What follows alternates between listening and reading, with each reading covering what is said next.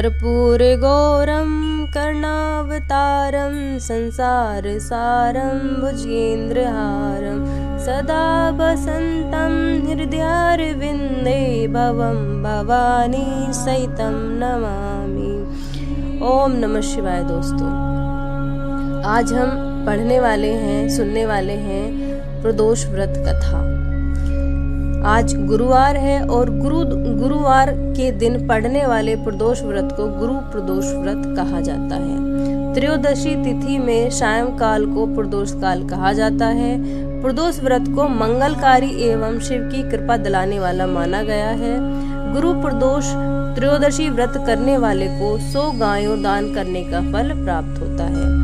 यह सभी प्रकार के कष्ट और उपायों को नष्ट करता है। इस व्रत की कथा सुनने तथा सुनाने से ऐश्वर्य और विजय का शुभ वरदान मिलता है। गुरु प्रदोष व्रत शत्रुओं का विनाश करने वाला भी माना गया है। श्री सूत जी के अनुसार यह अति श्रेष्ठ शत्रु विनाशक भक्ति प्रिय व्रत है। तो चलिए शुरू करते हैं गुरुवार त्रयोदशी प्रदोष व्रत की पौराणिक कथा।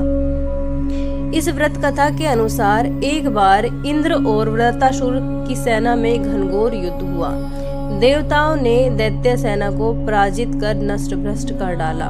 यह देख वृत्रासुर अत्यंत क्रोधित हो स्वयं युद्ध को उद्यत हुआ। आसुरी माया से उसने विकराल रूप धारण कर लिया।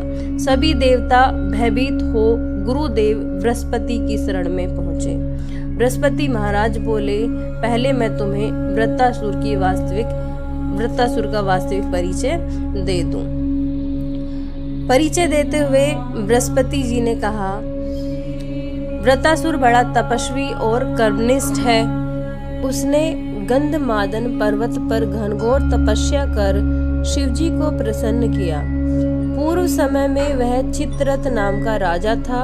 एक बार वह अपने विमान से कैलाश पर्वत चला गया।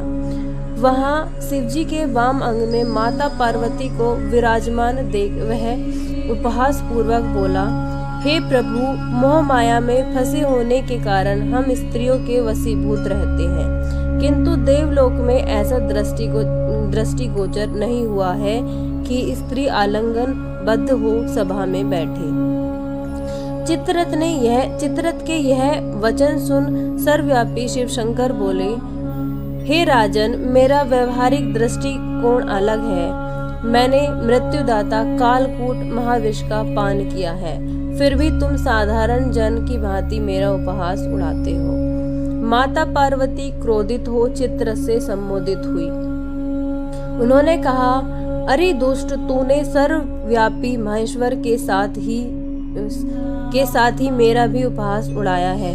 अतएव मैं तुझे वह शिक्षा दूंगी कि फिर तू ऐसा संतों के उपहास का दुस्साहस नहीं करेगा। अब तू दैत्य स्वरूप धारण कर विमान से नीचे गिर, मैं तुझे शाप देती हूँ। जगदम्बा भवानी के अभिशाप से चित्ररथ राक्षस योनि को प्राप्त हुआ और त्वष्टा नामक ऋषि के श्रेष्ठ तप से उत्पन्न होकर वृत्रासुर बना। गुरुदेव बृहस्पति आगे बोले, वृत्रासुर बाल्यकाल से ही शिव भक्त रहा है। अतएव हे इंद्र, तुम बृहस्पति प्रदोष व्रत कर शंकर भगवान को प्रसन्न करो। देवराज ने गुरुदेव की आज्ञा का पालन कर बृहस्पति प्रदोष व्रत किया। गुरु प्रदोष व्रत के प्रताप से इंद्र ने शीघ्र ही वृत्रासुर पर विजय प्राप्त कर ली और देवलोक में शांति छा गई।